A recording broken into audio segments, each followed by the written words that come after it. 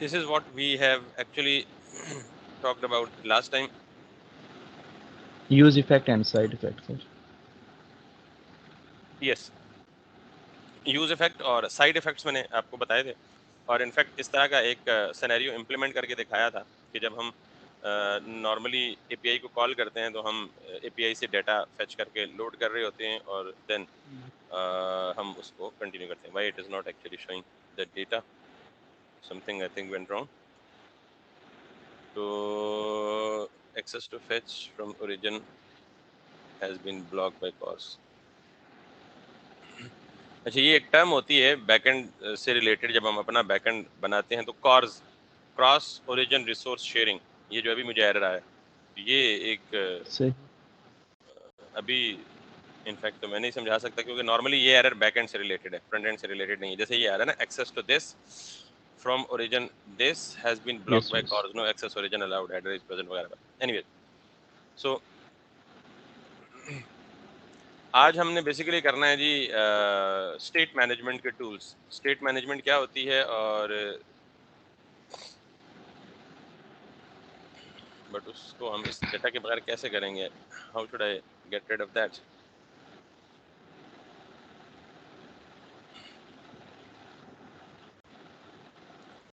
let me go ahead let me go ahead. Where is the home page in this? अच्छा, वैसे उससे पहले एक और हम ऑप्शनल चीज़ है उसको हम कर लेते हैं. ठीक है। एंड दैट इज ऑप्शनल इस सेंस में है कि अभी जैसे मुझे ये इशू आ रहा है ना, तो मैं चाह रहा हूँ कि शायद मैं इसको अल्टरनेट तरीके से करूँ तो शायद ये इशू भी रिजॉल्व हो जाए. नॉर्मली ये जो फेच का फंक्शन है सही। ना, मैंने आपको ये बताया कि हम जब भी एपीआई को कॉल करेंगे या एपीआई को कंज्यूम करेंगे तो हम फेच इस्तेमाल करेंगे, और fetch is built in browser या built in JavaScript. Built in function है फेच का. इससे ज़्यादा फ्लेक्सिबल एक चीज़ है एपीआई को कॉल करने के लिए, एक लाइब्रेरी है थर्ड पार्टी, हम ज़्यादातर उसको प्रेफर करते हैं because that is more flexible and gives additional features as well as the neat and clean syntax for writing और फॉर कॉलिंग एपीआईज और थिंग्स लाइक दैट, और उसको हम कहते हैं एक्सियोस. ये बड़ी फेमस लाइब्रेरी है. नॉर्मली एक्सियोस का पर्पस क्या है? हम जो काम फेच से कर रहे हैं वही काम एक्सियोस भी करेगा, लेकिन एक्सियोस इज मोर फेमस, और इसकी पॉपुलैरिटी का अंदाजा आप यहाँ से लगा लेंगे. पर वीक इसके कितने हैं? 30,96,000 नहीं, 3,96,00,000, पता नहीं क्या बनता है, यस सर। 30,96,000 नहीं, क्या बनता है यार? 3,96,00,000, crore, 3 crore, yes sir. 3 crore. Yes तो sir. I mean per week अगर इसे 3 करोड़ लोग डाउनलोड कर रहे हैं तो इसका मतलब it's hugely popular one. So normally हम एपीआई की रिक्वेस्ट के लिए आज के बाद फेच को इस्तेमाल नहीं करेंगे. दो फेच एक यूटिलिटी ब्राउजर के अंदर है, लेकिन हम इसको प्रेफर करेंगे. और इसकी अच्छा, फेच में एक इशू ये है कि उसकी ब्राउजर कंपैटिबिलिटी, यानी कुछ ब्राउजर्स में भी अभी उसको फुली सपोर्ट नहीं करते. तो ये जो एक्सियोस है ये कंपैटिबल है टू ऑल ब्राउजर्स. आपका क्रोम पे भी, इस पे मोजिला पे भी, सफारी पे भी, फायरफॉक्स पे भी, एज पे भी, इंटरनेट एक्सप्लोरर पे भी. So this is actually supported in all. So हम क्या करेंगे, सबसे पहले आपको पता है किसी भी लाइब्रेरी को यूज करने से पहले हम इसे npm इंस्टॉल करते हैं. तो मैं npm i axios की कमांड यहाँ से कॉपी करता हूँ. Let me go back and let me break this process. I definitely restart it. तो axios को मैंने इंस्टॉल किया. Axios को इंस्टॉल करने के बाद आप वापस इसकी डॉक्यूमेंटेशन में अगर जाएं तो इट्स डेड सिंपल वन. मैंने लास्ट टाइम आपको ये समझाया था कि हमारे पास सर्वर को जब हम रिक्वेस्ट करते हैं तो रिक्वेस्ट की कुछ टाइप्स होती हैं, और वो कितनी टाइप्स होती हैं अगर आपको याद हो तो मैंने कहा था जी कि हमारे पास we have got the request types like HTTP get request होती है हमारे पास यस। पोस्ट रिक्वेस्ट होती है, हमारे पास पुट रिक्वेस्ट होती है, और हमारे पास डिलीट रिक्वेस्ट होती है, हमारे पास पैच रिक्वेस्ट भी होती है. ठीक है. सो गेट का मतलब ये है कि जब आप सर्वर से डाटा गेट कर रहे होते हैं. जब आप फेच के साथ कोई और चीज मेंशन नहीं करते तो बाय डिफॉल्ट कौन सी रिक्वेस्ट होती है? गेट रिक्वेस्ट होती गेट। है. अगर आपको पोस्ट पुट डिलीट या पैच बाकी कोई भी रिक्वेस्ट करनी होगी तो आपको इसके साथ मेंशन करना पड़ेगा, बताना पड़ेगा कि मैं कौन सी रिक्वेस्ट कर रहा हूँ. अगर आप बिल्कुल नहीं बताएंगे, स्पेसिफाई नहीं करेंगे, तो बाय डिफॉल्ट ये क्या समझेगा ये कौन सी रिक्वेस्ट है? get request Get. है। So these are the different types of requests that we can make to the server. So इन्हीं request के verbs को मद्देनजर रखते हुए, यानी verbs है ना, get का मतलब Yes, लाना, post का मतलब भेजना, put का मतलब उसे अपडेट करना, इसी तरह delete। तो ये जितने भी इनको हम नॉर्मली आम आसान जुबान में कहते हैं HTTP verbs, ठीक। ठीक है। So इन्हीं verbs को देखते हुए Axios ने built in functions हमें दिए हैं, और Axios में जो built in function है वो भी यही है, get, put, post, patch, delete। इसी नाम से ये फंक्शन मौजूद हैं Axios के अंदर। So how we are going to do that, first of all आप Axios को इंपोर्ट करेंगे। जैसे आपने इंस्टॉल कर लिया तो इंस्टॉल के बाद अगला स्टेप क्या है, आप क्या करेंगे, इंपोर्ट और Axios फ्रॉम Axios। उसके बाद आप इस Axios को इंपोर्ट करके जिस वेरिएबल में सेव किया है, तो मैं इस लाइन को कमेंट कर रहा हूँ, सिर्फ एक लाइन को, और यहाँ ठीक पे है। मैं क्या कर रहा हूँ, दोबारा से Axios dot gate, got it. ठीक है। Yes sir. क्योंकि ये भी प्रॉमिस बेस्ड ही है, तो हम इसको भी क्या करेंगे, यहाँ पे अवेट लगाएंगे। आपको पता है अवेट, मैंने बताया क्या await, no sir, async await बताया क्या नहीं है। होता है? No oops, sir. ओके, चले चले। सो Axios डॉट गेट, तो Axios वो लाइब्रेरी जो हमने इंपोर्ट की, डॉट गेट का मतलब यानी डॉट गेट, डॉट डॉट तो किसी भी ऑब्जेक्ट का फंक्शन कॉल करने के लिए लगाया जाता है। Get, put, post, patch, delete, ये सारे के सारे फंक्शंस बिल्ट इन हैं, और ये फंक्शंस क्या डोनेट करते हैं, HTTP की रिक्वेस्ट टाइप को रिप्रेजेंट करते हैं। कि गेट है तो इसका ठीक। मतलब we are going to make a get request, ठीक। उसके बाद ठीक हम है। यहाँ पे क्या देंगे इसको, एग्जैक्टली वही एंड पॉइंट जो हमने फेच में दिया था। ठीक है। तो जब मैंने यहाँ पे गेट दे दिया, अब क्योंकि यहाँ पे मैं क्या कर रहा हूँ बेसिकली prods डॉट देन, तो इसको भी मैं क्या सेव करूंगा, कंसोल, नॉट कंसोल,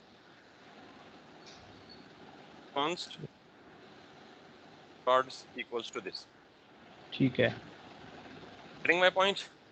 यस तो सर, बिल्कुल। अब मैं एग्जैक्टली वही काम हुआ है, सिर्फ यहाँ पे डिफरेंस क्या हो गया कि यहाँ मैंने फेच ब्राउजर की बिल्ट इन यूटिलिटी यूज की थी, यहाँ मैंने क्या किया, Axios डॉट गेट। ये Axios एक लाइब्रेरी है which is normally use to make API calls to the server. So अगर मैं इसको यहाँ पे रन करूंगा, if everything goes well, so then we should have this। Yes sir. Sir ये गेट और पोस्ट, पुट और डिलीट, ये मैंने इस पे काम किया है, वो उस पे जो C# पे प्रोजेक्ट किया था हमने iOS पे, तो ठीक उसके लिए ठीक, बैकएंड के लिए C# यूज़ की, तो इंसर्ट, अपडेट, डिलीट की। ग्रेट। सिर्फ ये आपको पैच नहीं आइडिया होगा पता। कि फिर, हाँ, जी बिल्कुल पैच ये पता है, होता है पता कि है। जैसे पुट है ना, पुट का मतलब ये होता है कि पूरा का पूरा रिसोर्स अपडेट करना, यानी एक यूजर है, उस यूजर की सारी फील्ड्स को अपडेट करना। पैच का मतलब ये होता है बिल्कुल। कि यूजर के सिर्फ यूजर नेम चेंज करें, बाकी मतलब अपडेट करें, बाकी सारी इन्फॉर्मेशन ना। तो पैच का मतलब जैसे लफ्ज से जाहिर है कि एक छोटा सा पैच लगाएं, आप पूरी चीज को अपडेट ठीक ना है। करें, a piece of data, a piece of resource को अपडेट करें, ठीक है। सो ठीक है sir. Now if we go back to the console again, और यहाँ पे अगर आप देखें तो Axios एरर, तो ये नेटवर्क रिक्वेस्ट, इसका मतलब ये है कि हम इस वक्त इस API से डेटा ही नहीं गेट कर पा रहे, जो कि ऑब्वियसली हमारा पिछला भी एरर था। सो लेट्स सी कि why are we not actually taking the data. आप इस एंड पॉइंट को कॉपी करें और ये देखें कि क्या आप इस एंड पॉइंट को हिट कर पा रहे हैं या नहीं कर पा रहे। Then we will be using this. Yes, ये एंड पॉइंट तो हिटेबल है। then why are you not अच्छा ये भी एक has been blocked by origin, no access control। हम ऐसा करते हैं किसी for the time being और API को हिट कर लेते हैं, but I don't know what, और कौन सी फ्री API है, let's see।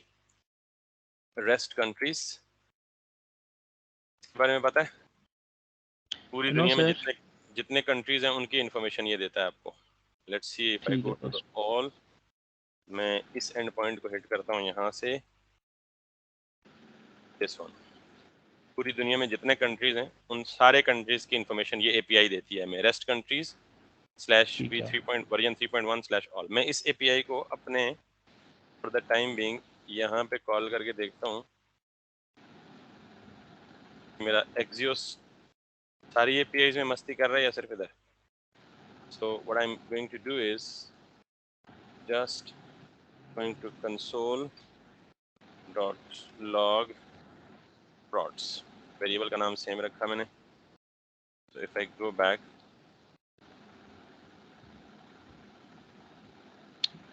तो that's it. Okay, that's great. So हमें बेसिकली ये ठीक चला। इसका मतलब ये है कि ये जो दूसरी एपीआई नहीं चल रही, ये कुछ फेक एपीआई के एंड पे इशू है, सर्वर कॉर्स को उसने ब्लॉक किया हुआ है। तो इसने हमें क्या रिटर्न किया है? प्रॉमिस। अब आपको पता है प्रॉमिस क्या होता है? हमें प्रॉमिस किसने रिटर्न किया है? Axios डॉट गेट, और इसके अंदर से हमें प्रॉड्स मिला और प्रॉड्स के अंदर हमें बेसिकली प्रॉमिस मिला। तो आपको पता है कि प्रॉमिस में से रिजल्ट निकालने के लिए हम डॉट देन इस्तेमाल कर रहे होते हैं, ठीक है। सो अब नॉर्मली यहाँ पे एक स्टेप शॉर्ट हो जाएगा, यानी फेच के केस में भी हमें क्या मिलता होता था? प्रॉमिस मिलता होता था। और आपको ये भी अब पता लग गया कि हमें यहाँ से प्रॉमिस मिला है, तो प्रॉमिस हमारा क्या हुआ है? रिजॉल्व हुआ है। जैसे यहाँ देखें, बिल्कुल फुलफिल्ड है, यस सर। ये हमारा प्रॉमिस क्या है? फुलफिल्ड है। अब फुलफिल्ड, आगे ये यस एरर सर। दे रहा है कि type error, rest dot JSON is not a function. तो जब हम Axios यूज करते हैं तो हमें इसकी पार्सिंग की जरूरत नहीं पड़ती। ये हम क्या कर रहे थे कि जो भी रिस्पांस हमें फेच दे, हम उसको क्या करें? पार्स करें, फिर यूज करें। तो कन्वर्ट, ये हाँ एक yes step sir, yes. Short हो गए। हमें in case of Axios parsing की जरूरत नहीं पड़ती।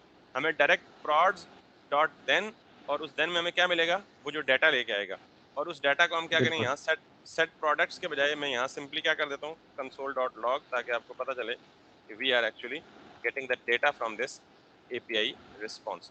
तो अब आप देख सकते हैं कि इस अरे में 250 कंट्रीज का डेटा पड़ा हुआ है, और हर एक ऑब्जेक्ट में बिल्कुल ऐसे ही, जैसे कंट्री का नेम क्या है, बॉर्डर्स कौन कौन से हैं, उसका कैपिटल क्या है, उसकी बाकी इन्फो क्या है, उसकी करेंसी क्या है, ये सारी की सारी इन्फॉर्मेशन।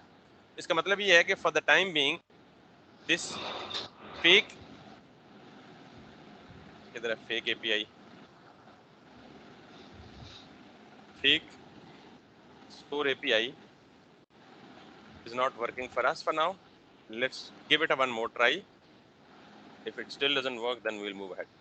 तो एक बात तो ये पता चल गई कि Axios में एक स्टेप शॉर्ट हो गया, हमें पार्सिंग की जरूरत नहीं है, हमें डायरेक्ट डेटा मिलेगा, ठीक है।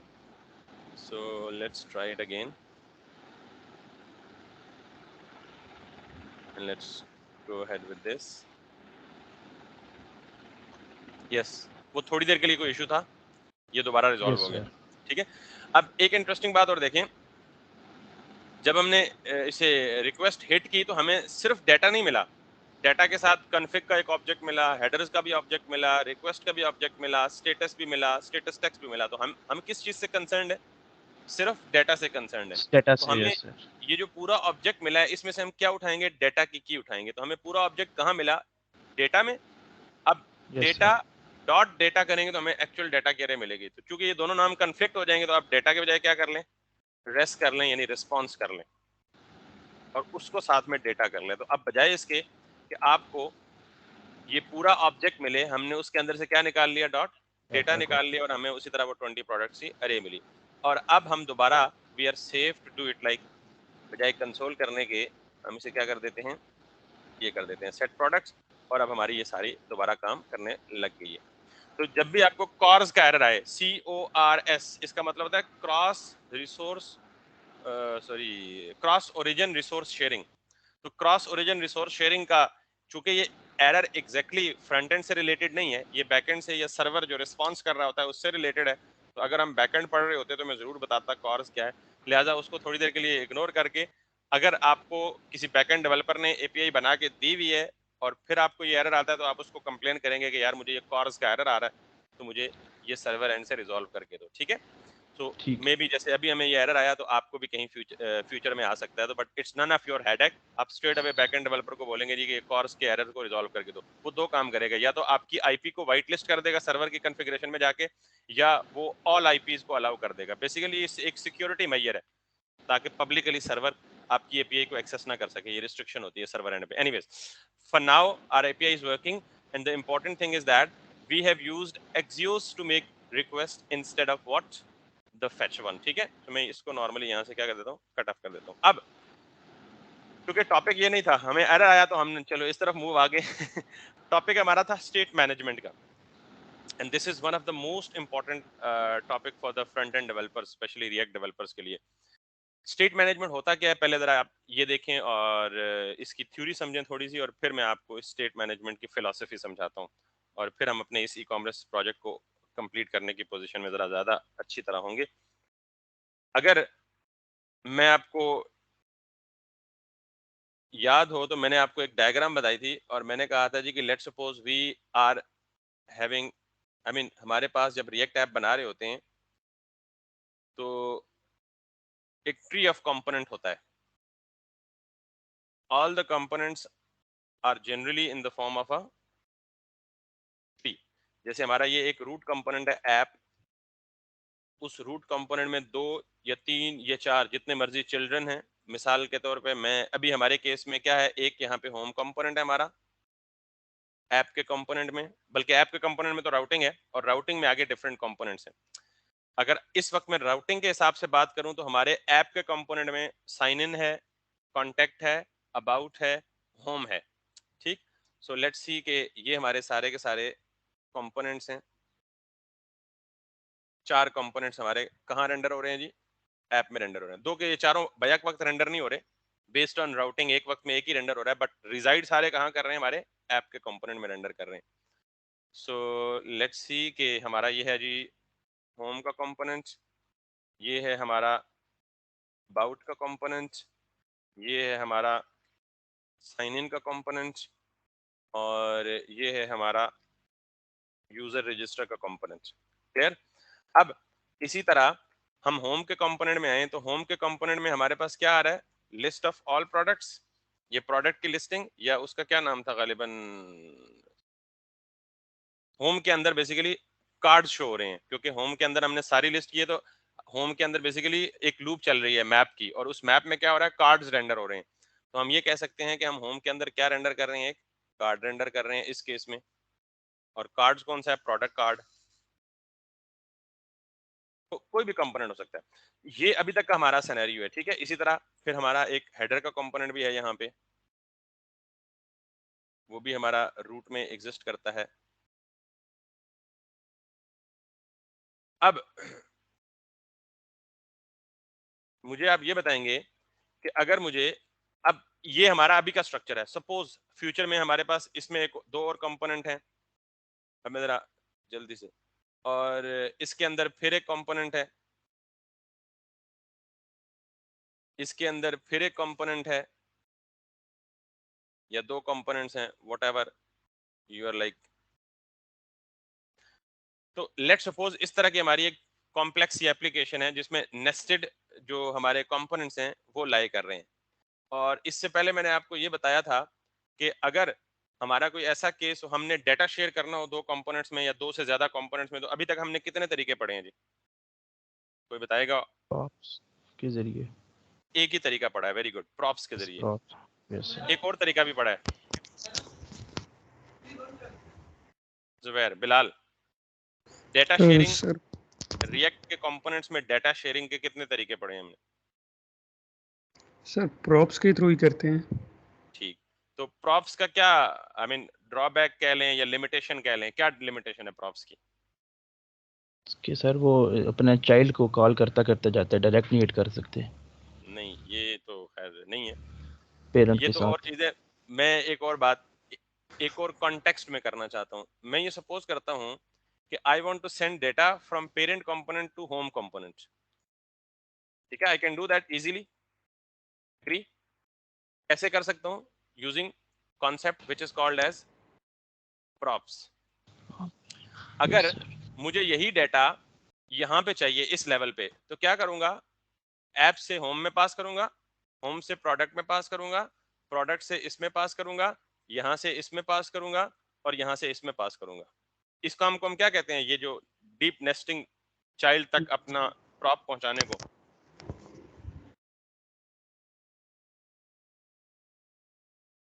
इस कॉन्सेप्ट को हम क्या बोलते हैं, या इस काम को हम क्या बोलते हैं? प्रॉप्स ड्रिलिंग नहीं बोला था आपको? Props drilling. प्रॉप्स ड्रिलिंग का मतलब क्या है कि आपने अगर किसी नेस्टेड चाइल्ड तक डेटा पहुंचाना हो तो आप बीच में जितने भी रास्ते में कंपोनेंट्स आ रहे हैं सारों से ड्रिल करके जाना पड़ेगा, सारों से गुजर के जाना पड़ेगा। तो क्या ये नुकसान नहीं है कि डेटा सिर्फ इस कंपोनेंट को और इसको चाहिए, तो हम क्यों बीच वाले सारे कंपोनेंट से घुमा के ला रहे हैं? ठीक है, मतलब आप में से किसी ने सफी ने इंस्टीट्यूट में आना है सुपरटेक में पढ़ने के लिए, तो पता सिर्फ सफ़ी के घर वालों को होना चाहिए और मुझे होना चाहिए या इंस्टीट्यूट को होना चाहिए। सफ़ी जनाब पूरे कमर्शियल मार्केट को बता गया है जी मैं जा रहा हूँ सुपर टेक कोर्स करने, उनका क्या मकसद है भाई? वो कहेंगे भाई जाओ, हमारा क्या मकसद है? तो इसका मतलब ये है, ये जो डाटा पासिंग है ये सारी की सारी अननेसेसरी और अनवांटेड है। ये तो फजूल काम है, लेकिन अभी तक हमारे पास और कोई तरीका नहीं है यहाँ तक डाटा पहुंचाने का। एक बात जो बेटा, दूसरी बात मैं आपसे पूछ रहा था कि दूसरा डाटा शेयरिंग की कौन सी टेक्निक है, तो वो हमने पढ़ी थी स्टेट लिफ्टिंग में, कि अगर आपको यहां से डाटा वापस अप करना पड़े तो you don't have any way, बल्कि एक तरीका है और वो भी तरीका कोई रिकमेंडेड नहीं है। वो तरीका क्या है? State lifting. यू माइट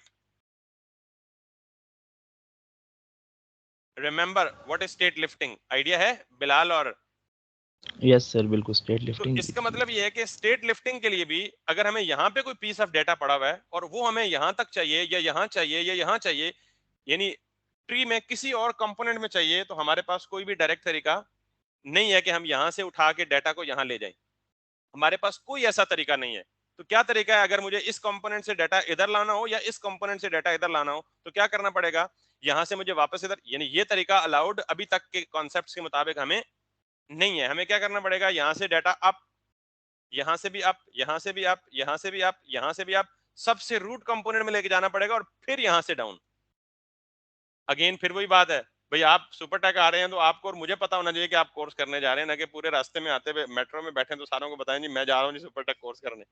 ठीक है, एन मुमकिन है कि वो पकड़ के आपको थप्पड़ लगाए, भाई हमें क्यों बता रहे हो, तुम जा रहे हो तो बड़ा आसान कर रहे हो। एनीवेज, यस तो इसका मतलब ये है कि ये जो बीच वाली सारा सफर है ना डाटा के पास होने का, चाहे वो अप हो या चाहे वो डाउन हो, that is totally unnecessary, unwanted. और इस तरह यानी छोटी मोटी एप्लीकेशन है तो उसमें तो चलो खैर कॉम्प्रोमाइज हो सकता है, कुछ स्मॉल सॉरी मीडियम स्केल या लार्ज एंटरप्राइज एप्लीकेशन होगी तो this would be a huge headache. Let's suppose assume करें हंड्रेड्स ऑफ कंपोनेंट्स हैं या डजन्स ऑफ कंपोनेंट्स हैं, तो आप सारा दिन ये ड्रिलिंग करते रहेंगे ऊपर नीचे ऊपर नीचे, ऊपर कंप्लेक्सिटी कितनी ग्रो कर जाएगी, जरा कहीं ऊंच नीच हो गई तो आप ढूंढते ही फिरेंगे कि मसला कहाँ पे है। तो that is the problem. Now I am going to talk about the solution. ठीक है, ये हमारा क्या है, सबसे बड़ा प्रॉब्लम है। सो और ये प्रॉब्लम किससे रिलेटेड है? डेटा शेयरिंग से रिलेटेड है। तो इसका सॉल्यूशन क्या है? अब comes to the solution and that is called, अच्छा इसको हम मैं क्या कहता हूं बेसिकली, इस पूरे कॉन्सेप्ट को मैं कहूंगा स्टेट मैनेजमेंट, क्योंकि हम यहाँ डाटा को डाटा नहीं बोलते, डाटा को क्या बोलते हैं? स्टेट बोलते हैं। आपने पढ़ा नहीं कि जब हम इंटीजर वैल्यू भी सेव करनी है तो हम क्या करते हैं? Use state. अरे भी स्टोर करनी हो तो हम क्या इस्तेमाल करते हैं? Use state. ऑब्जेक्ट भी स्टोर करना हो तो क्या इस्तेमाल करते हैं? Use state. तो बेसिकली हम डाटा को अब क्या बोल रहे होते हैं? स्टेट। तो बेसिकली जब मैं ये कहता हूं ना कि मैं यहाँ से डाटा पास कर रहा हूँ, तो एक्चुअली मैं क्या पास कर रहा होता हूँ? स्टेट पास कर रहा होता हूँ। तो अब जो मेरे पास एक यूनिवर्सल सोल्यूशन है ताकि मुझे ये ड्रिलिंग ना करनी पड़े, वो सोल्यूशन किससे रिलेटेड है? स्टेट मैनेजमेंट से रिलेटेड है। सो यानी कॉन्सेप्ट का नाम ये बनेगा कि how can we manage the state properly in our application. अब वैसे आपके ज़हन में ये प्रॉब्लम समझ आ गया आपको, सोल्यूशन मैंने अभी डिस्कस नहीं किया, आप जरा सजेस्ट करें तो क्या लगाएं कि आइडियल सिनेरियो क्या होना चाहिए स्टेट शेयरिंग का? I know you don't know, but मैं आपसे जस्ट गेस पूछ रहा हूँ कि आपके ख्याल में आइडियल सिनेरियो क्या होना चाहिए? ये वाला चाहिए। क्या नहीं, एड्रेस तो पता है ना, एड्रेस तो पता है, लेकिन रास्ता लंबा है, शॉर्टकट मारने में। जी बिलाल, यूज आप कॉन्टेक्स्ट। Use context. अच्छा मैं ये नहीं पूछ रहा या ये नहीं पूछ रहा कि आप टेक्निकली रिएक्ट ने जो सॉल्यूशन प्रोवाइड किया है वो बताएं, मैं जस्ट आपका सेंस पूछ रहा हूँ कि यूज कॉन्टेक्स्ट क्या करता है। अभी मतलब बाकियों को नहीं पता यूज कॉन्टेक्स्ट क्या है, मतलब अपने ज़हन से बताएं यूज कॉन्टेक्स्ट क्या करता है, चलें आप बता दें, उसमें भी जवाब रखा हुआ है। सर वो प्रोवाइडर होता है, एक कंज्यूमर होता है, और पहले एक प्रोवाइडर हम कर देते हैं किसी जगह पे, नहीं नहीं, वो लेमन पास करता है, फिर हम लेमन जुबान में बताएं, मतलब मैं सादा सा बंदा हूं, मुझे नहीं पता यूज कॉन्टेक्स्ट क्या है, बड़ी लेमन जुबान में। सर उसमें ना हम एक इसी तरह जैसे ये स्टेट है वो यूज़ करते हैं यूज़ कॉन्टेक्स्ट, तो उसमें फिर हम कहते हैं कि वन सेकंड शेयर सॉरी करना होता है डेटा। Okay sir. आपको दोबारा कट कर रहा हूँ, लेमैन को आप समझा रहे हैं जिसको कुछ भी नहीं पता, फिर आप यूज कॉन्टेक्स्ट का लफ्ज इस्तेमाल करके कंफ्यूज कर रहे हैं। सर मुझे तो इतना ही पता है डायरेक्ट। इट्स ओके, मैं जरा इसको लेमैन जुबान की तरफ आता हूं। आइडियल सिनेरियो ये होना चाहिए कि हमारे पास पूरी की पूरी एप्लीकेशन की स्टेट एक अलग से कहीं बॉक्स में या एक अलग से, तो इस एप्लीकेशन से हट के हो, अलग जगह पे पड़ी हो, और इस पूरी एप्लीकेशन को इस बॉक्स तक एक्सेस हो। Got it? यानी आपका जितना भी डेटा यूज होना है ना पूरी की पूरी एप्लीकेशन में, आपका वो सारा का सारा डेटा आप इस एप्लीकेशन से हट के बाहर किसी सेपरेट जगह पे रख लें। यानी स्टेट को आप अपनी एप्लीकेशन के अंदर डिक्लेयर ही ना करें। समझ आइए बात? इतनी बात तो समझ आ गई है कि आप रिएक्ट की एप्लीकेशन को छोड़ें, वो अलग है। डेटा जो आपने स्टोर करना है उसको आप अलग एक कंटेनर में रख लें। समझ आ गई बात? इसकी बात यह है कि यस अब्बू सर। जी, इसका चले और लेमन जुबान में समझा देता हूँ। ये मेरे पास एक भी एक शहजादा बैठा हुआ है, उसको सही समझ नहीं आई। अब्बू जी घर में कोई चीज लेके आए, बड़ी सी परात में कोई बहुत सारी चीज लेके आए, और अब्बा जी के मतलब 10-12 बच्चे हैं, उन्होंने सबको डिस्ट्रीब्यूट करना है। ये यूं समझ लें कि मोहल्ले में डिस्ट्रीब्यूट करनी है कोई चीज, पूरे मोहल्ले में कोई चीज डिस्ट्रीब्यूट करनी है। एक बड़ी सी परात में आपके पास ये बड़ी सी देग में कोई चीज पड़ी हुई है। दो सोल्यूशन है।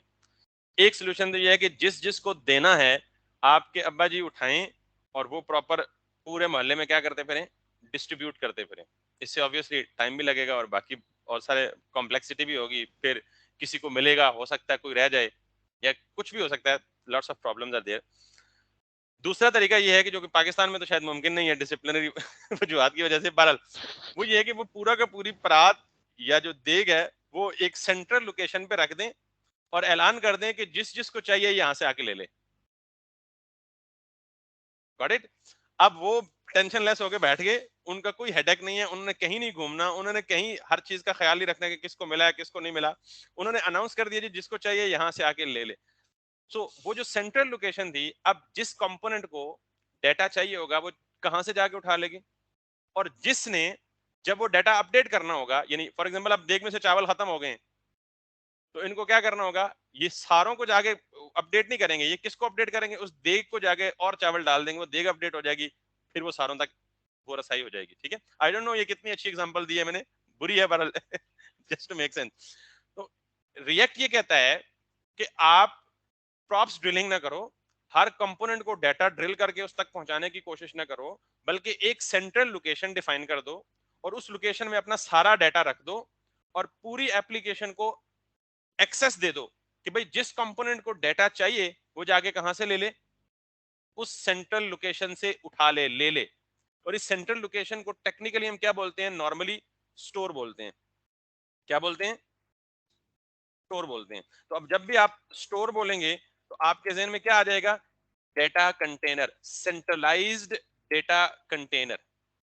Got it? यानी एक ऐसी सेंट्रल लोकेशन जहां आपकी एप्लीकेशन का सारा डाटा पड़ा हुआ है। ये जस्ट रफ सी एग्जांपल और टर्मिनोलॉजी समझ लें, मैं डेफिनेटली इसकी डिटेल में इसकी एक्सप्लेनेशन करूंगा तो आपको खुद बहुत समझ आ जाएगी। जी ऑनलाइन वाला ये सब समझ आ गई है? यस सर, बिल्कुल। यस तो सर। अब इसका मतलब ये है कि अगर हमें डाटा शेयर करना है तो हमें अपने किसी कंपोनेंट में रख के ड्रिलिंग नहीं करनी, हमें वो डाटा कंपोनेंट से बाहर एक सेपरेट लोकेशन में रखना है। अब आती है बात बिलाल वाली। बिलाल ने जिक्र किया यूज कॉन्टेक्स्ट। हम अभी यूज कॉन्टेक्स्ट नहीं कर रहे स्टेट मैनेजमेंट के लिए। हम एक लाइब्रेरी है थर्ड पार्टी जिसको हम कहते हैं रिडक्स स्टेट मैनेजमेंट। अच्छा, आप मुझसे पूछ सकते हैं जी कि यूज कॉन्टेक्स्ट क्यों नहीं कर रहे, सिर्फ बिलाल पूछ सकते हैं, बाकियों को तो पता ही नहीं है तो वो पूछेंगे क्या, क्योंकि जाहिर है उसने ही काम किया है।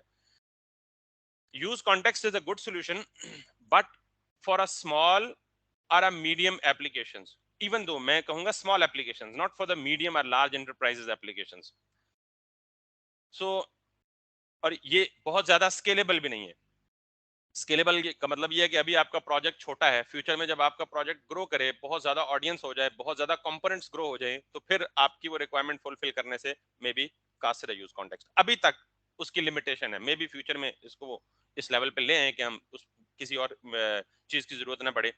इसलिए हम जाते हैं थर्ड पार्टी सॉल्यूशंस की तरफ जो ज्यादा कॉम्प्रिहेंसिव है, और इस वक्त Redux one of the famous state management libraries हैं। तो हम यूज करेंगे basically Redux state management tool. By the way ये जो यूज कॉन्टेक्स्ट है उसका काम भी यही है कि वो आपकी पूरी एप्लीकेशन को ग्लोबली डाटा प्रोवाइड कर सकती है, लेकिन मैंने अगेन बताया कि उसकी कुछ लिमिटेशंस हैं। तो हम बेसिकली क्या इस्तेमाल करेंगे, रिडक्स। पर्पस इसका भी यही है कि ये आपकी पूरी एप्लीकेशन को ग्लोबली स्टेट प्रोवाइड करेगी या ग्लोबली डाटा प्रोवाइड करेगी। बिलाल, क्लियर हुआ आपको? Yes sir. अब अगर जिसने यूज कॉन्टेक्स्ट किया है उसे रिडक्स बहुत अच्छी तरह समझ आएगी, लेकिन जिसने नहीं किया उससे उसको ज्यादा अच्छी तरह समझ आएगी। उसकी वजह यह है कि जिसने यूज कॉन्टेक्स्ट इस्तेमाल नहीं किया उसका दिमाग अभी खाली है, कोरा है, तो उस पर जो कुछ मैं लिखूंगा वो बिल्कुल फ्रेश बोर्ड पे सही क्लियरली विजिबल होगा। माइट बी, क्योंकि इनमें थोड़ा बहुत डिफरेंस है, बहुत ज्यादा डिफरेंस नहीं है। जिन्होंने ऑलरेडी इस्तेमाल किया है वो शायद इसको उसके साथ मिक्सअप करने की कोशिश करें। बिलाल, तो मैं ये अज्यूम करूंगा कि आप फिलहाल कुछ देर के लिए, हो सकता है मैं रिडक्स पढ़ाने के बाद यूज कॉन्टेक्स्ट भी पढ़ाऊं, क्योंकि दोनों का यूज केस डिफरेंट है। अगर आपकी एप्लीकेशन बहुत बड़ी नहीं है तो आप यूज कॉन्टेक्स्ट यूज करें, दैट इज क्वाइट सूटेबल। बहुत ज्यादा अननेसेसरी एडिशनल लाइब्रेरीज पे फोकस ना करें। तो हो सकता है कि रिडक्स के बाद में यूज कॉन्टेक्स्ट पे भी वापस हो। बहरहाल, this is right something sir. That is normally required when job comes, या जॉब के लिए जो एडवर्टाइजमेंट आती है ना रिएक्ट, तो आपको याद कहते हैं कि आपके साथ में कोई ना कोई स्टेट मैनेजमेंट की लाइब्रेरी आपको पता होनी चाहिए, या ब्लॉक है BLOC के, या रिडक्स है, या दो तीन और बहुत ज्यादा फेमस, सागा नहीं, सागा और चीज है, दो तीन और फेमस लाइब्रेरीज है। अच्छा, ये सिर्फ रिएक्ट के साथ यूज नहीं होती। अगर आप रिडक्स में एक्सपर्टीज ले लेंगे तो कल कल अगर आप एंगुलर सीखेंगे तो यही रिडक्स यूज होगी। आप प्लेन वनीला जेएस में अगर कॉम्प्लेक्स एप्लीकेशन बना रहे हैं तो यही रिडक्स यूज होगी। रिएक्ट यूज कर रहे हैं तो यही रिडक्स है। और अगर आप व्यू जेएस यूज कर रहे हैं जो कि एक और कॉम्पिटिटर है फेमस, उसमें भी यही रिडक्स है। तो Redux is kind of global. जिस मर्जी जावास्क्रिप्ट बेस्ड जो भी एप्लीकेशन बनाएंगे, Redux actually is going to come into play. Anyways, with that thing done, ये जो आखिरी जवाब था ये सिर्फ बिलाल स्पेसिफिक था, ठीक है। सो हम ओके सर। बेसिकली जो स्टेट मैनेजमेंट पढ़ेंगे that is called as Redux. और ये जो सोल्यूशन जिसकी मैं बात कर रहा था वो यही है कि आप कोई ऐसा स्टेट मैनेजमेंट का टूल यूज करें जिसके लिए आपको ये सारा तरद्दुद ना करना पड़े।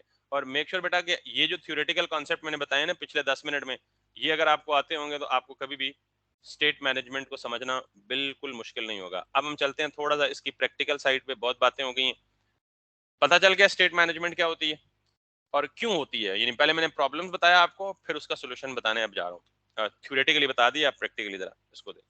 अच्छा, पहले तो हम देखते हैं जी, क्योंकि रिडक्स एक थर्ड पार्टी लाइब्रेरी है, तो सबसे पहले तो आप यहाँ पे जाके देखें कि ऑब्वियसली हम जितनी भी लाइब्रेरीज इंस्टॉल करते हैं वो कहाँ से करते हैं, यहाँ से।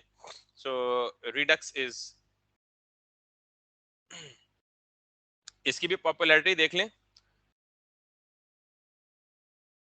79 लाख इतना ही बनता है, 39,000। So almost 80 lakh per week downloads. तो it's again a hugely, I mean comparatively a good figure in fact to be used.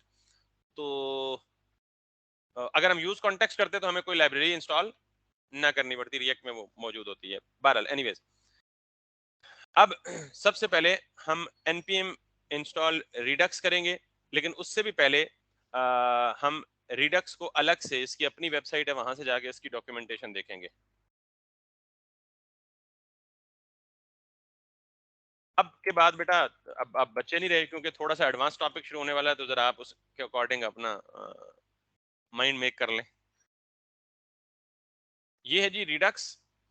अब मैंने आपको बोला कि Redux is not react specific. Redux को सिर्फ रिएक्ट में इस्तेमाल नहीं किया जा सकता, रिएक्ट को जावास्क्रिप्ट के किसी भी स्टैक के साथ इस्तेमाल किया जा सकता है, इवन प्लेन वनीला जेएस के साथ भी इस्तेमाल किया जा सकता है। तो इसलिए हमें एक के बजाय दो लाइब्रेरीज करनी पड़ेंगी। एक रिडक्स कोर, रिडक्स कोर का मतलब जिसमें रिडक्स की बेसिक फंक्शनैलिटी है, और दूसरा रिएक्ट रिडक्स। रिएक्ट रिडक्स का मतलब यह है कि रिडक्स की इंप्लीमेंटेशन फॉर द रिएक्ट, यानी implementation of Redux for react. तो एक रिडक्स कोर और एक रिएक्ट रिडक्स, ये दो लाइब्रेरीज हमें इस्तेमाल करनी पड़ेंगी, और इनको इस्तेमाल करके हम अपनी एप्लीकेशन की स्टेट को मैनेज करेंगे। अब लेट्स सी, मैं सबसे पहले जाता हूँ गेट स्टार्ट विद रिडक्स, और इसकी इंस्टॉलेशन से भी पहले आपको इसके फ्लो का बताता हूँ।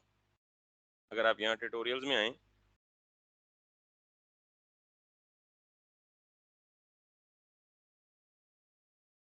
ओके, ये तीन मेन चीजें होंगी आपकी, एक्शंस, स्टेट एंड व्यू। ठीक, व्यू का मतलब ये है anything that you see on the screen, any component that you see on the screen is a view. Action का मतलब है कि ये आपने कोई एक्शन परफॉर्म किया, किसी बटन पे क्लिक किया, किसी पे राइट क्लिक किया, किसी पे माउस ओवर, माउस ड्रैग, जो भी whatever the action that you can perform on the view. और स्टेट का मतलब जब इसके क्लिक पे कोई डाटा चेंज होगा तो वो क्या होगा, बेसिकली स्टेट का मतलब डाटा। ये तीन टर्मिनोलॉजी इसको मैं छेड़ूंगा। सबसे पहले आपके सामने व्यू प्रेजेंट होता है, व्यू पे आप क्या करते हैं, कोई भी एक्शन परफॉर्म करते हैं, तो आप व्यू से उठ के कहां गए, और एक्शन क्या करता है, आपकी स्टेट को चेंज करने का बाइस बनता है। Clear? So you are in the view, you have performed an action, action changed the state and state has reflected back on the view। ये तीन काम होने, आपको व्यू दिखा, आपने उस पर कोई एक्शन परफॉर्म किया, उस एक्शन ने स्टेट को चेंज किया और स्टेट वापस यूआई पे रिफ्लेक्ट हो गई। गालिबन वो काउंटर वाली बेस्ट एग्जांपल दी, आप बटन पे क्लिक करते हैं, काउंटर की वैल्यू अपडेट हो जाती है, तो पीछे क्या होता है, बटन पे व्यू नजर आया, बटन आपको, आपने उस पर एक्शन परफॉर्म किया, उसने डाटा चेंज किया और डाटा को वापस रिफ्लेक्ट कर दिया यूआई पे। So this is the very basic understanding of the redux. This is going to be like that. तो ये तो बिल्कुल छोटी सी एग्जांपल है, मीठी गोली है। अब थोड़ी सी कड़वी गोली आने लगी है। अब आप अगली डायग्राम में, you are always welcome in fact to read this entire document, लेकिन अगर आप ये नहीं पढ़ सकते, जो कि मैं तो बहुत लेजी हूँ, कभी नहीं पढ़ता, तो फिर आप इसको जरा गौर से समझ लें जो मैं बताऊंगा। This is the second diagram, और ये ऊपर वाले डायग्राम की एनाटॉमी है। एनाटॉमी समझते हैं ना आपको, ह्यूमन बॉडी के इंटरनल स्ट्रक्चर की स्टडी को हम एनाटॉमी कहते हैं। अगर इसको खोल के हम देखेंगे गुर्दे का क्या काम है, दिल का क्या काम है, सो ये जो डायग्राम है, this seems the anatomy of the diagram that I have shown you above, वो सारा काम वही रहा है।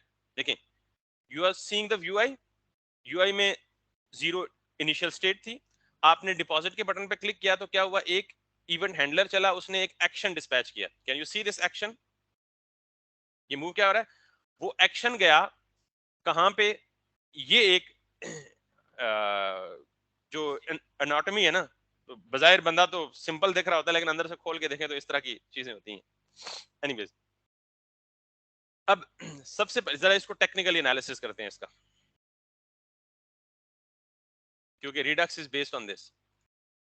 यूआई पे कोई एक्शन परफॉर्म हुआ, एक्शन का मतलब यह है कि आपने डिपॉजिट के बटन पे क्लिक किया, तो इसके बैकएंड पे कोई इवेंट हैंडलर लगा होगा, या ऑन क्लिक या ऑन माउस ओवर या डबल क्लिक या व्हाटसोएवर, तो हैंडलर चला, उसने एक एक्शन ट्रिगर किया, तो हम यहाँ एक्शन ट्रिगर होने को क्या बोलते हैं, एक्शन का डिस्पैच होना। डिस्पैच का मतलब भेजना।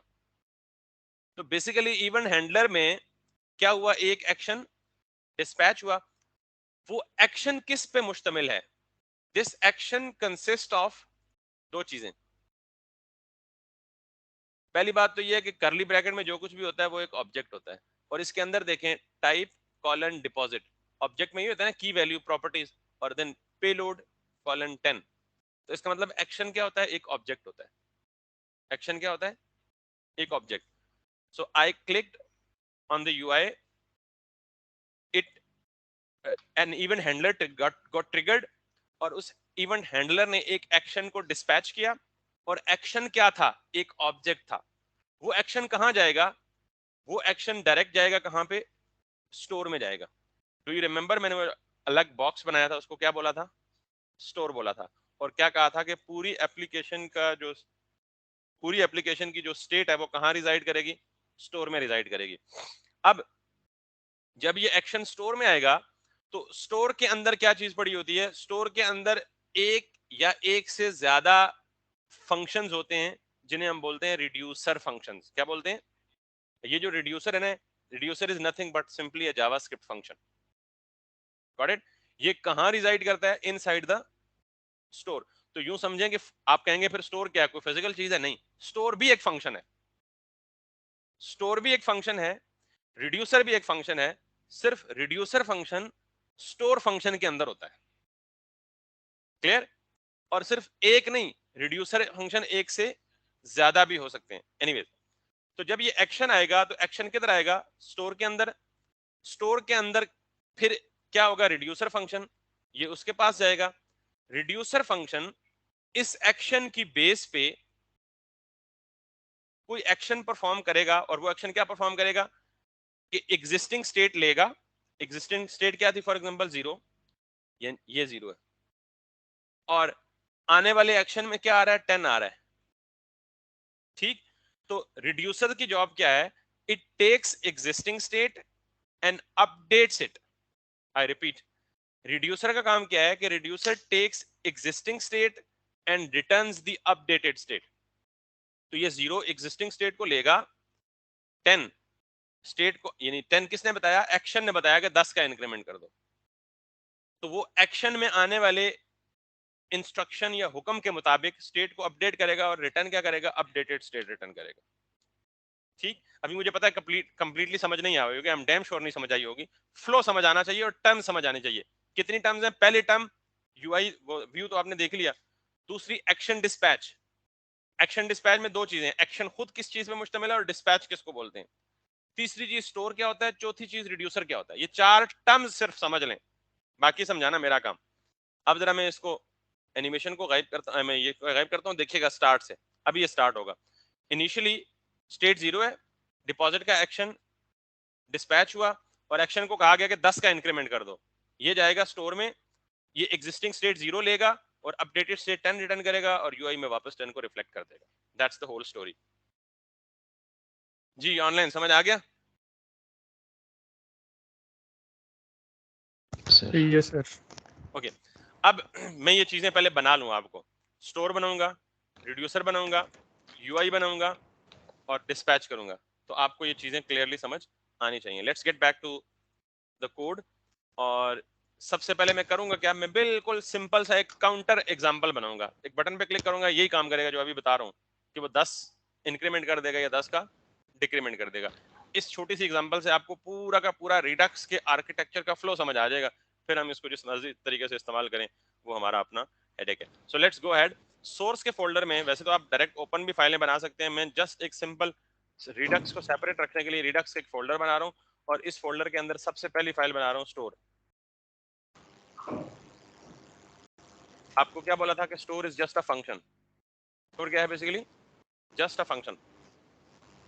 इस स्टोर के साथ मैं एक और एक फोल्डर बना देता हूं, रिड्यूसर। अब रिड्यूसर्स यानी रिड्यूसर का फोल्डर क्यों बनाया, मैंने कहा रिड्यूसर एक भी हो सकता है, दो भी हो सकते हैं, तीन भी हो सकते हैं, 6 भी हो सकते हैं, डजन भी हो सकते हैं। रिड्यूसर स्टोर के अंदर पास करना है, बनाना तो अलग है। Got it? यानी एक फंक्शन है, यूं समझें, उस फंक्शन को लिखना अलग है और उसको एज एन आर्गुमेंट स्टोर के अंदर पास करना है। तो इसका मतलब ये होगा कि वो फंक्शन स्टोर के अंदर जा रहा है। एनीवे, एक मेरा स्टोर हो गया, दूसरा रिड्यूसर हो गया, दोनों टर्म समझ आ गई। और क्या होना था, एक्शन डिस्पैच, और क्या होना था, यूआई। ठीक है, उनकी तरफ बाद में आता हूं। पहले मैं सिर्फ इस चीज को समझाने लगा, सिर्फ स्टोर और रिड्यूसर को। So why and how am I going to create a store. तो आप इसके लिए सबसे पहले एक पैकेज इंपोर्ट करें। आपने रिडक्स में काम करने के लिए इवन इंपॉर्टेंट कि आपको रिडक्स का पैकेज इंस्टॉल करना जरूरी है। Don't forget to do that. तो मैं क्या करूंगा, npm इंस्टॉल रिडक्स। ये तो क्या है, रिडक्स कोर। मैंने आपको कहा था दो पैकेजेस चाहिए, एक रिडक्स कोर और दूसरा रिएक्ट रिडक्स। क्लियर? सो एक पैकेज इंस्टॉल किया मैंने, npm इंस्टॉल रिडक्स, और दूसरा पैकेज है npm install react hyphen Redux. ये कहां से देखा मैंने, ये मैंने देखा जी इसके होम पेज पे आए, यहाँ पे आए, ये है आपका रिएक्ट रिडक्स। ठीक, so I am using these two libraries, Redux और रिएक्ट रिडक्स, दोनों इंस्टॉल हो गई। अब मैं इसको कर देता हूँ क्लोज, इसको भी कर देता हूँ इधर, ये रहने दे। अब सबसे पहले आपने क्या करना है, import create store from Redux. फिर अब ये जो क्रिएट स्टोर का फंक्शन है, ये हमें स्टोर क्रिएशन की फैसिलिटी देगा। So const store equals to this this.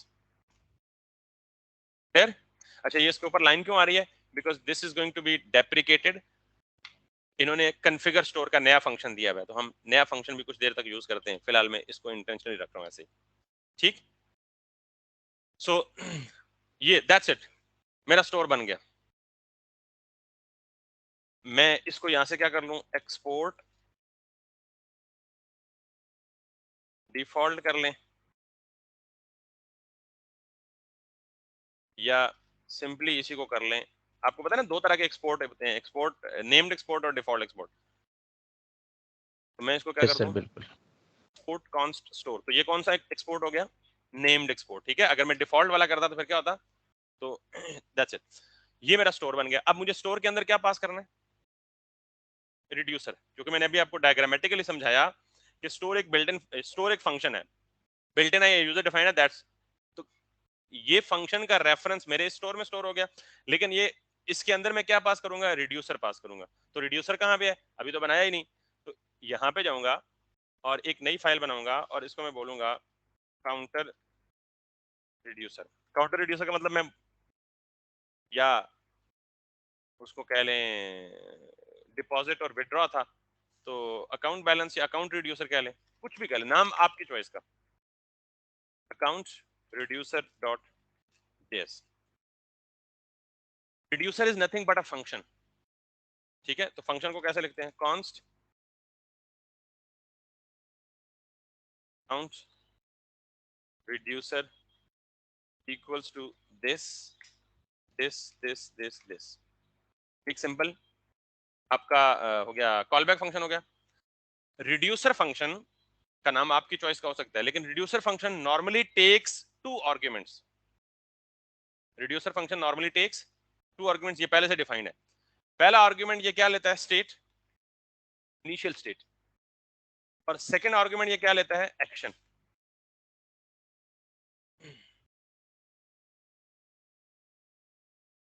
Second argument क्या लेता है, ये एक्शन।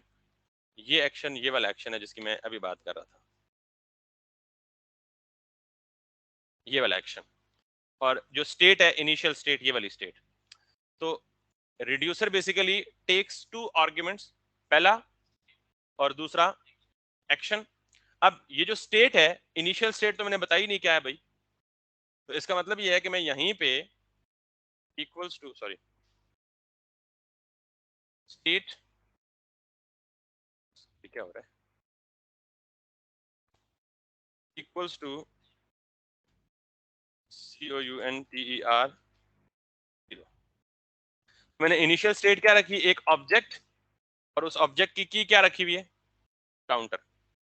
काउंटर और उसकी इनिशियल वैल्यू, यानी ऑब्जेक्ट की है काउंटर, उसकी 0। आप ये भी कर सकते हैं डायरेक्ट, लेकिन ये बहुत सिंपलीफाइड सिंपल एग्जांपल हो जाएगी। मैं थोड़ी सी जरा कॉम्प्लेक्स एग्जांपल जान के बना रहा हूँ।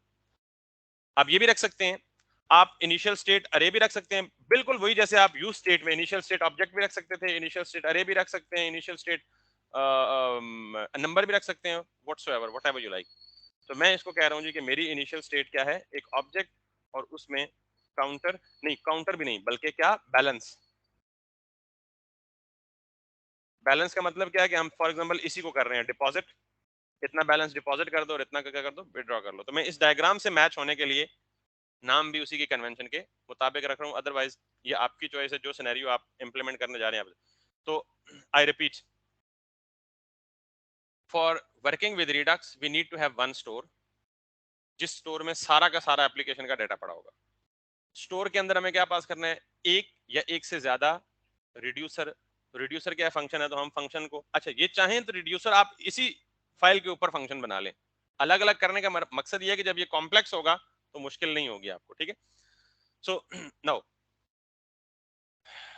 हमने ये रिड्यूसर बना लिया। अब आप इस रिड्यूसर को एक्सपोर्ट कर लें, बिकॉज हमने इसको किसी और फाइल में यूज करना है। तो इस रिड्यूसर को आप यहां पे क्या कर लें, इंपोर्ट, ये आपको पता है कि करली ब्रैकेट्स क्यों दिए मैंने, नेम इंपोर्ट हो रहा है, ठीक है।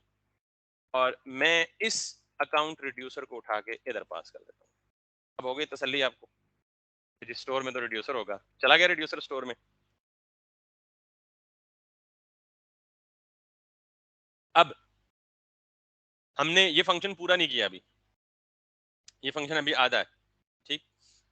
अब नॉर्मली मैंने कहा कि जब ये एक्शन डिस्पैच होगा तो एक्शन कौन रिसीव करेगा, स्टोर नहीं, जरा देखिएगा जाएगा कहाँ पे, एक्शन को देखिएगा कहाँ जाएगा।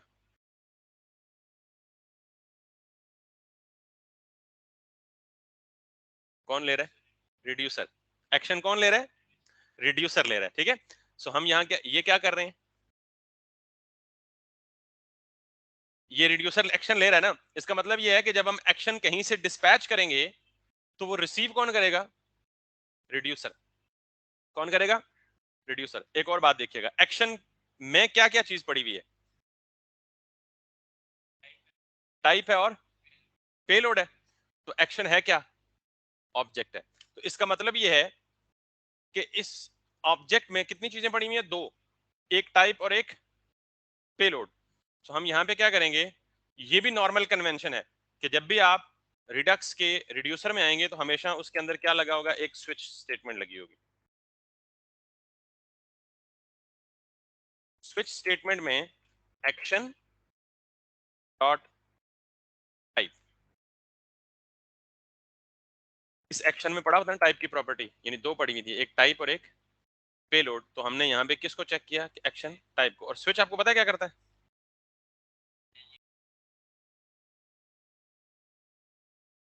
अगर आपने बेसिक प्रोग्रामिंग पढ़ी है तो स्विच में केसेस होते हैं, अगर ये केस मैच करे तो ये करो, ये केस मैच करे तो ये करो, ये केस मैच करे तो ये करो। तो यहाँ पे मैं क्या करूंगा, मैं कहता हूँ केस।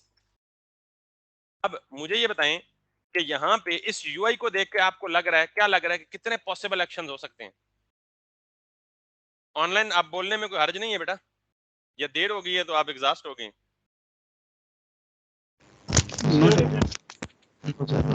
इस यूआई को देख के आप बताएं।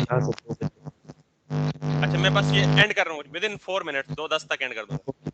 Okay sir. मैं इस रास्ते में नहीं छोड़ना चाहता, मैं तो कुछ थोड़ा बहुत तो लॉजिकल एंड होना ताकि कल हम इसको, इस यूआई को देख के आपको क्या लग रहा है कि कितने पॉसिबल एक्शंस हो सकते हैं? दो, एक डिपॉजिट का एक्शन हो सकता है, दूसरा, तो आपको यही दो एक्शंस यहाँ पे चेक करने हैं। यूजर जब एक्शन डिस्पैच करेगा तो क्या वो डिपॉजिट है? अगर डिपॉजिट है तो ये करो, और अगर, यानी मैं यहाँ पे लिख दूं रिटर्न समथिंग, और अगर ये समथिंग का मतलब मैं वापस आऊंगा इस पे, अगर ये डिपॉजिट नहीं है तो दूसरा क्या हो सकता है? ये कैपिटल इसलिए लिख रहा हूँ कि ये स्ट्रिंग है और स्ट्रिंग कन्वेंशन कांस्टेंट है, सॉरी, कांस्टेंट की कन्वेंशन है कि वो कैपिटल में लिखे जाते हैं, ठीक है। अदरवाइज आप लोअर केस में भी लिख सकते हैं, कोई मसला नहीं है। रिटर्न, और अगर इन दोनों केसेस में कोई भी मैच ना करे तो इसमें डिफॉल्ट केस भी होता है। फिर दैट्स द कंप्लीट रिड्यूसर। सिर्फ एक चीज रह गई है कि रिटर्न क्या करवाना है इन तीनों में से, वो मैं कल बताऊंगा, because we have already taken in fact 6 minute extra. हमारे दोनों बच्चे असल में जॉब करते हैं और उनकी एंगेजमेंट ये है कि वो इस टाइम पे ब्रेक पे होते हैं। एनीवेज, सो बेटा मेरा ये रिडक्स में नहीं चाहता था रास्ते में रहे, लेकिन मुझे रास्ते में छोड़ना पड़ रहा है बिकॉज इसमें मजीद कुछ 10-15-20 मिनट लग सकते हैं। तो कल हम इंशाल्लाह इसको कंटिन्यू करेंगे, बट मेक श्योर कि आपको जो टर्मिनोलॉजी समझाई है, जो थ्योरेटिकल पार्ट समझाया है, वो 100% क्लियर है। तो कल हम इसको क्लियर करेंगे तो बड़ा स्मूथ हो जाएगा सारा कुछ। कोई क्वेश्चन है तो पूछ। जी जी सर, इसे अपलोड कर देंगे ना आज दोबारा? सर मैं इसे देख लूँगा। जी जी बिल्कुल, वैसे इससे पहले डेली अपलोड करता हूँ तो आज भी इंशाल्लाह होगा। जी ठीक है। ठीक है, और ये बहुत इंपॉर्टेंट कॉन्सेप्ट है बिलाल, आप भी, क्योंकि जब आप किसी बड़ी या लार्ज एप्लीकेशन पे काम करते हैं तो या इनफैक्ट किसी जॉब में जाते हैं तो वो लाजमी, बल्कि आज के बाद जब आप किसी जॉब ऐड को देखेंगे तो आप साथ में जरूर चेक कीजिएगा, साथ में उन्होंने रिडक्स ये कोई भी स्टेट मैनेजमेंट की लाइब्रेरी मांगी हुई है। सो this is very important for the front end developers. तो